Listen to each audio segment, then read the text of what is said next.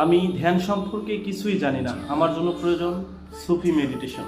আত্মা সম্পর্কে কিছুই জানি না, আত্মা সম্পর্কে জানার জন্য এই আত্মার নকশা এবং এই আত্মার বিজ্ঞান বইটি খুবই গুরুত্বপূর্ণ।